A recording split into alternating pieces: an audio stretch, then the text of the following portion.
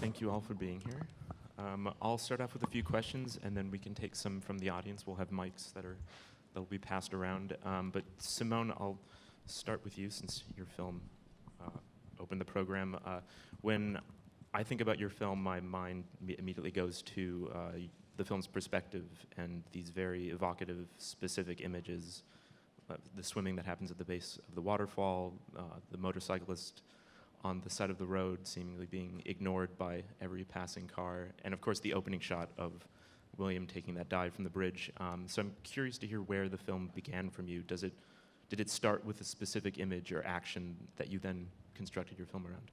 Well, thanks, Tyler, for the invitation. I'm very happy to screen the film here at Lincoln Center with these great filmmakers. And I'm talking about a little bit about the process.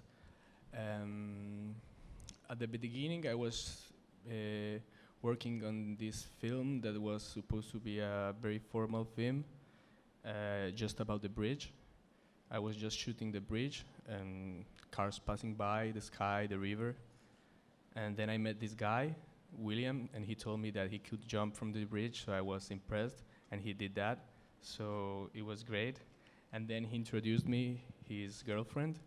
So I thought that, well, it wasn't just me. He told me that I should make a film about them, being a couple. So I just started to work with them, and well, that's the way that I started to work in the film. Where did you shoot the film? It's I'm from Medellin, and it's a place called Bolombolo, which is 1 hour from the city, and it's a small town in the Cauca River, which is a very important river in Colombia. That is, actually, there's something going on with the river because they have built this hydroelectric project, so they are destroying the river to make energy.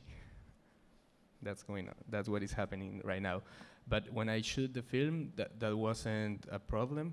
But now, like 2 months ago, they have closed the river, so the water is very slow, so you can cross by walking the river. You see, like, this is a huge river and very strong river with a lot of water, and now is not the same.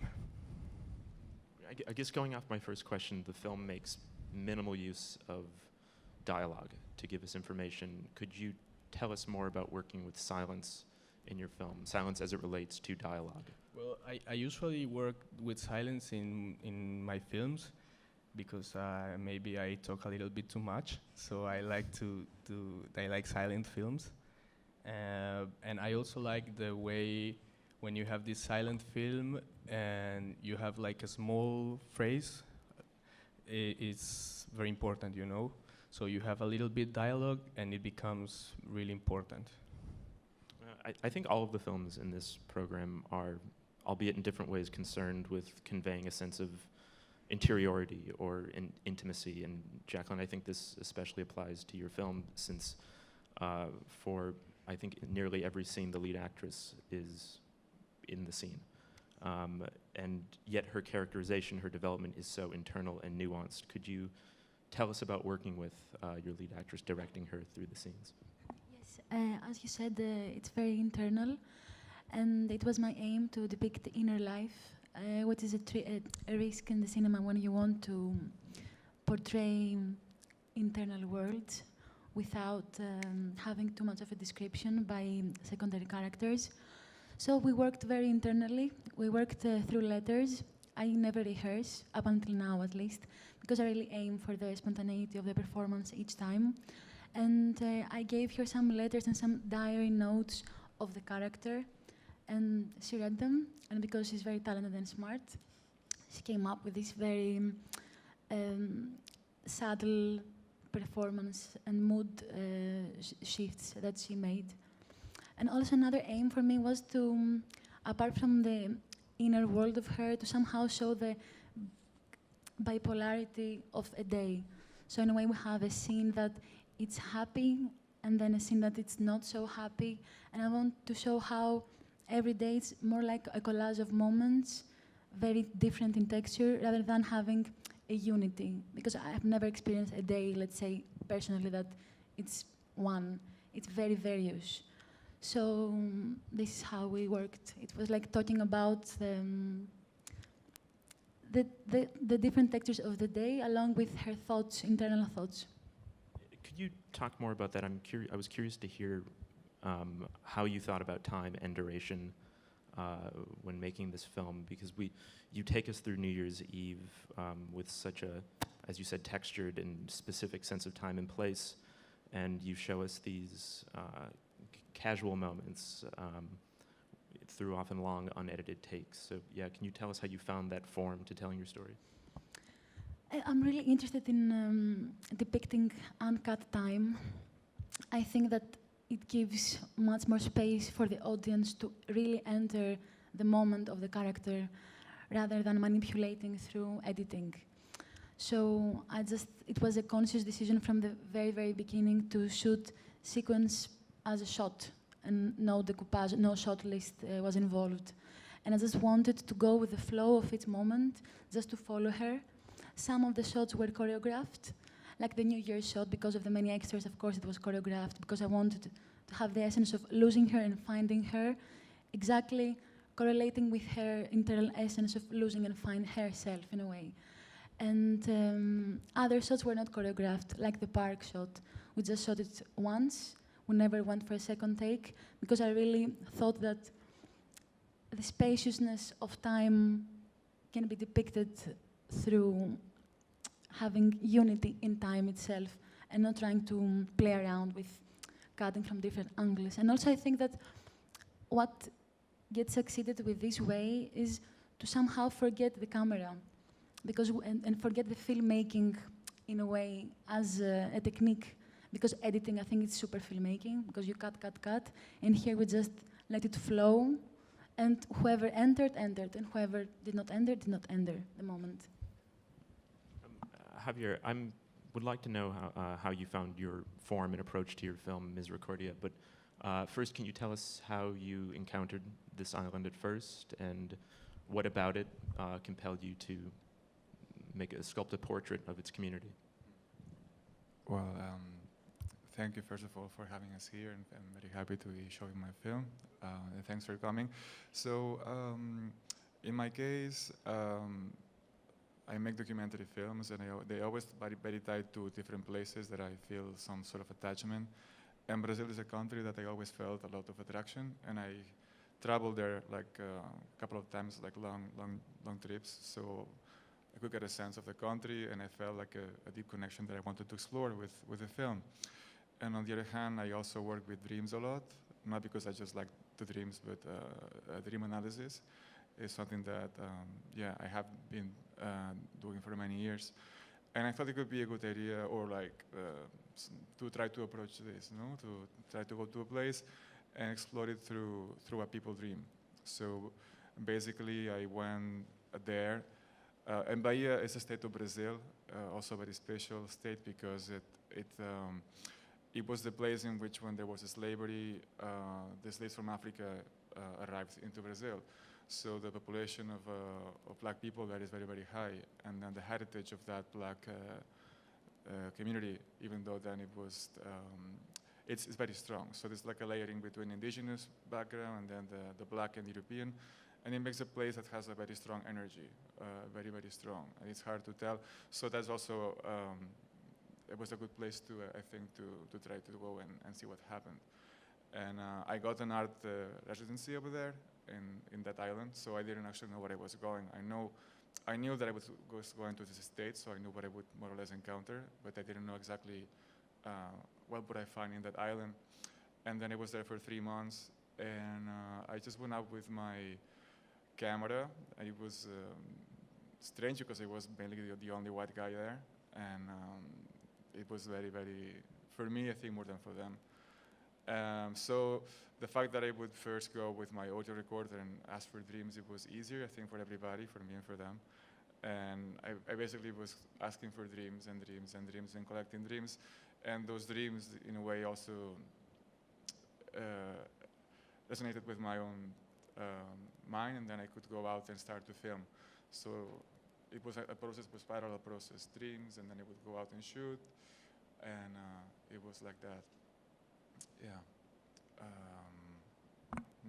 Did you find that recording the dreams of the residents was an easier way to sort Yeah, of I th- approach the history or the Yeah, because I think that you can get to know a place and you can like I'm gonna do like a political ethnographical film, and you can just go and ask them for like very like obvious questions about. And I think that when you ask about dreams, you kind of go through the unconscious, and the unconscious hides things that sometimes we're not aware of them, and in a way that you talk about them, and they let me show a place in a way that also reveals certain things about this place that maybe they're maybe layered, but I think, and I was aware like how fucked up it is what we did over there, the colonization, and the whole thing about the slavery. It's still, I think, in the unconscious of everybody, the black population and also the white population, and so I know that maybe it's a little bit underneath, but it's also like in their unconscious. It's actually there, but it's not articulated in a way, if I make sense. Yeah. And what you mentioned, you worked more or less alone on this film. I was on my own. Is this generally your approach to when you're making your documentaries? Is it something you prefer? Is it something that you perhaps find just out of necessity? Well, my films are always about my own process about investigating something, and also the way they relate to something, to a space and to a place. Because also it's my own dream of this place. So I think it's a dream of dreams, right? Because I also contemplate. It's very contemplative, and I am describing something, but then I choose what I'm showing, and I show in a certain way. So then you also have my own image of that place, and my own construction and my own dream, right? And yes, my approach is always that I go out by myself.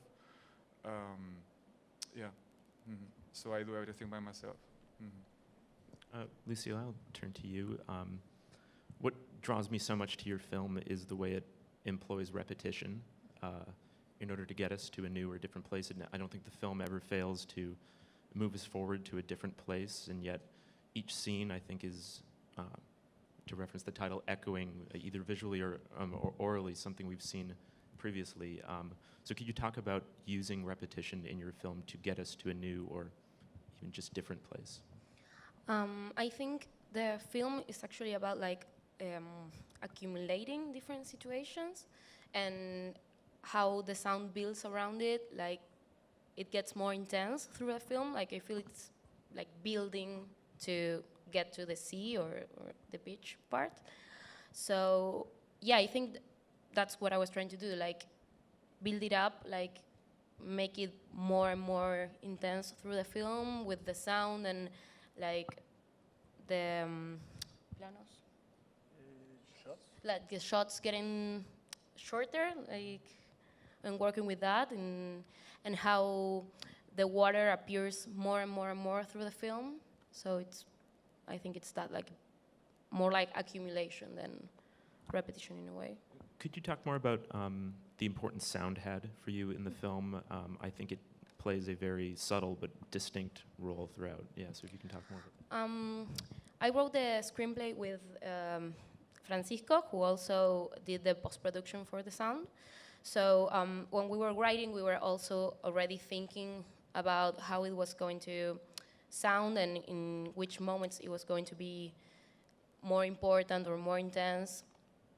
So it was like something really important even in the beginning of the filming process.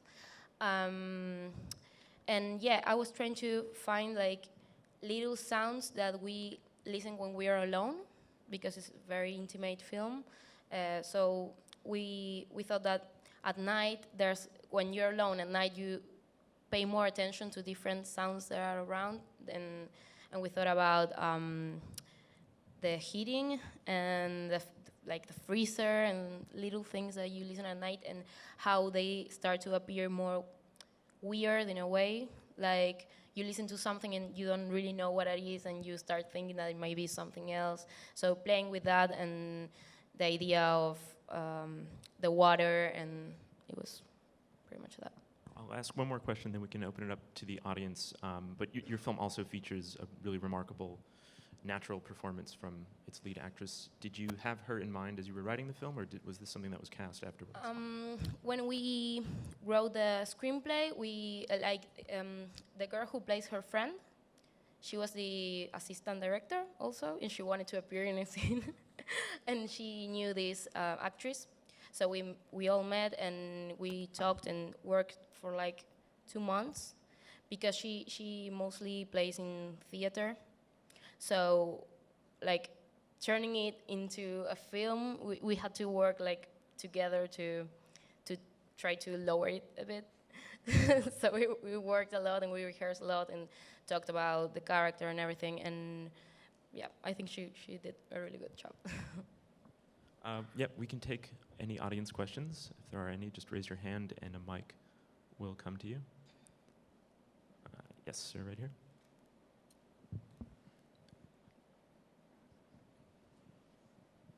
Hola, Lucila. Vamos, Argentina. Yeah, my question is, like you were mentioning before, about the repetition of water, the theme of water. I was wondering what the culmination of those thoughts and themes really meant in the end. Like, what were you trying to communicate with those themes? The film started with, I actually got my ear clogged. So, like, I thought it would be good to make short films have not a lot of extension. So making it about a little situation and try to make it bigger. And the water just like came naturally, like it was as, like I was telling him, with the accumulation and making it bigger and more intense, and it was just like naturally that it was going to be around the water. Like it was a small situation, and when we tried to make it bigger, it was just water. It's about that, so. Thank you.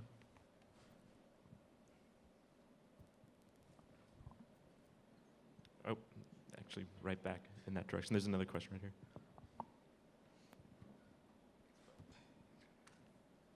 Hi. See, is it Jacqueline? Hey. So I'm not sure. I was trying to form a question, but it's not necessarily a question. I was just hoping to hear a bit more about the themes of mortality in terms of sort of the dream that your character is describing into the film, and how that sort of facilitates the party, and then also feelings of loneliness. I couldn't hear the theme of mortality. Yeah, the mortality and that being related to the themes of loneliness in the party scene, and just where the story sort of came from. Okay, yes, thank you for the question. Yes, I think loneliness is part of a very big existential journey that we all go through eventually in our life, and mortality is the biggest question. So I think that they're very interrelated as notions, because what we know is that the very cliche that we are born alone, we die alone, and then in the meanwhile, somehow we try to relate to people, create stuff, but we all know that it's a definite lonely and individual end for everyone. So overall, as a theoretical umbrella, this is it.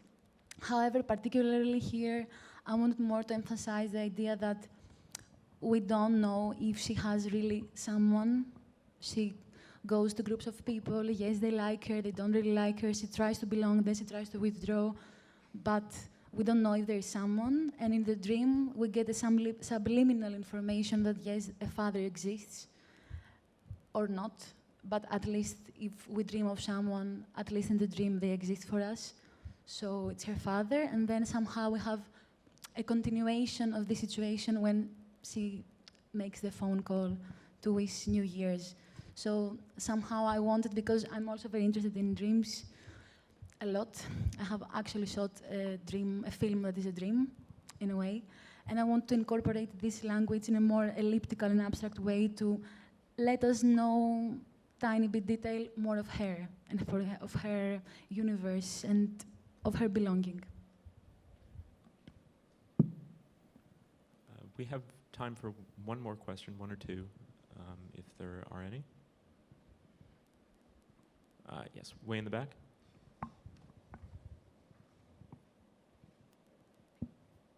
I don't really have anyone specifically to ask, but it seems in all of your films there's a very loose storytelling structure.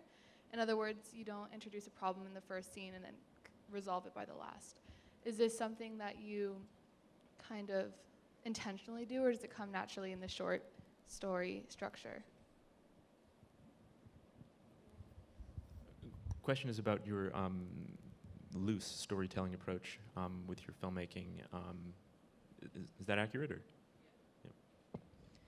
Yes, and the second question was if it was on purpose or if it was okay, cool. Yes, of course it was on purpose. I think life is a loose storytelling in reality.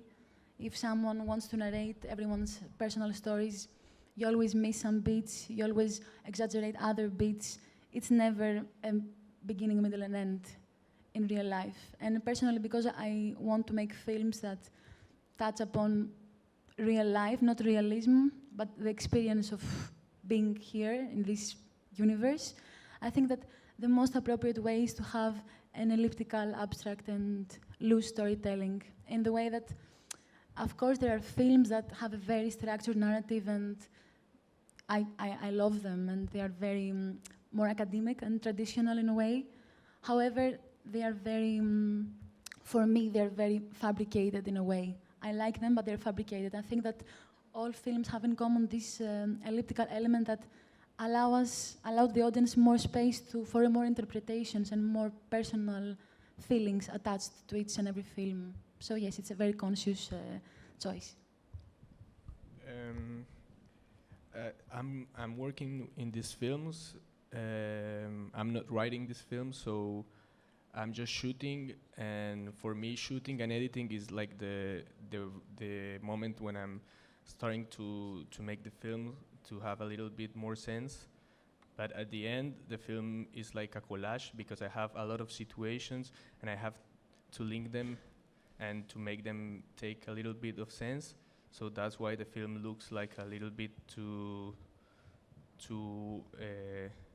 desarmada, destroyed. That's it. In my case, I think what she said about that we all had in common in our films about leaving it like loose. I think it's interesting to do stuff like that with short films because you don't have a lot of extensions. So giving a story and seeing what people thinks about it, I think it's a cool thing to do. Otherwise, it would be like just things happening all the time in the end. And in my case, I think I had like very different interpretations of the film, which is interesting because I don't really think like why she goes to the sea. I don't know. I mean, I think it's open to interpretation, and I think I don't know. I don't usually make like stories like como sí,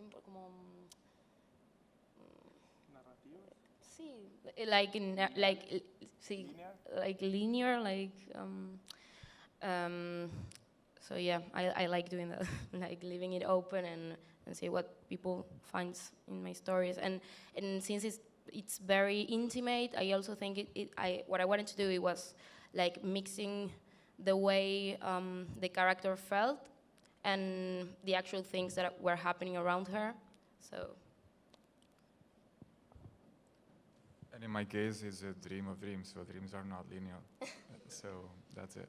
Yeah. I'm afraid we have to wrap it up there. We have a screening starting shortly here. But Jacqueline, Simone, Lucila, Javier, thank you so much for being here and sharing your work.